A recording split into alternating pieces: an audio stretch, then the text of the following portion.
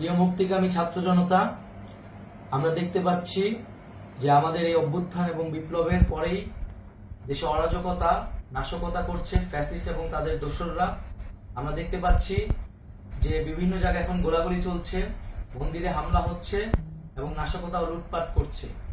আমরা মনে করি আমাদের যে ছাত্র নাগরিকদের অভ্যুত্থান তাকে নস্যাৎ করার জন্যই পরিকল্পিতভাবে এই ধরনের ঘটনা ঘটানো হচ্ছে। আমরা মুক্তিকামী ছাত্র জনতাকে সজাগ এবং সতর্ক থাকতে আহ্বান জানাচ্ছি এবং আমাদের যে অন্তর্বর্তীকালীন সরকার, আমরা সেই সরকারের যে প্রস্তাবনা 24 ঘন্টার সময় নিয়েছিলাম, জরুরি পরিস্থিতি মোতাবেক আমরা এখনই তার একটি রূপরেখা ঘোষণা করছি।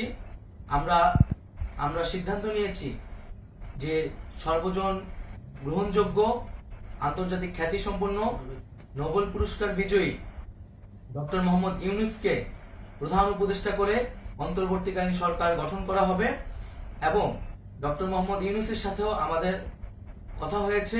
তিনি ছাত্র জনতার আহ্বানে বাংলাদেশকে রক্ষা করতে এই গুরু দায়িত্ব নিতে সম্মত হয়েছে। আমরা সকালের মধ্যেই আমরা এই সরকার গঠনের প্রক্রিয়া দেখতে চাই।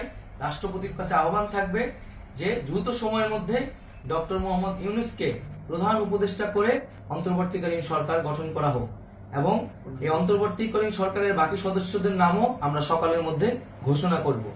প্রিয় বন্ধুগণ, দেশে যে অরাজকতা চলছে, মানুষের জীবনের নিরাপত্তাহীনতা চলছে, সেজন্য আমরা রাষ্ট্রপতির কাছে আহ্বান জানাচ্ছি দেশে আইন শৃঙ্খলা পরিবেশ ফিরিয়ে আনার জন্য দ্রুত সময়ের মধ্যে কার্যকর ব্যবস্থা নিতে হবে এবং আইন শৃঙ্খলা বাহিনীকে সহযোগিতা করার জন্য মুক্তিকামী ছাত্র জনতাও রাজপথে থাকবে এবং অন্তর্বর্তীকালীন সরকার গঠন না হওয়া পর্যন্ত মুক্তিকামী ছাত্র জনতাকে রাজপথে থেকে তাদের যে অভ্যুত্থান, সেই অভ্যুত্থানকে রক্ষা করতে হবে। প্রিয় বন্ধুগণ, আমরা রক্ত দিয়েছি, শহীদ হয়েছি। আমাদের যে প্রতিশ্রুতি একটি নতুন বাংলাদেশ গঠন করার জন্য, সেটিকে আমাদের অবশ্যই বাস্তবায়ন করতে হবে এবং অবশ্যই ছাত্র জনতার প্রস্তাবিত সরকার বাদে কোনো ধরনের সরকার কিন্তু মেনে নেওয়া হবে না। আমরা বলেছি কোনো ধরনের সেনা শাসিত সরকার অথবা সেনা সমর্থিত সরকার অথবা এই ফ্যাসিস্টদের দোসরদের কোনো বিটিম সরকার কিন্তু আমরা মেনে নিব না। কোনো গণবিরোধী সরকারকে মেনে নেওয়া হবে না।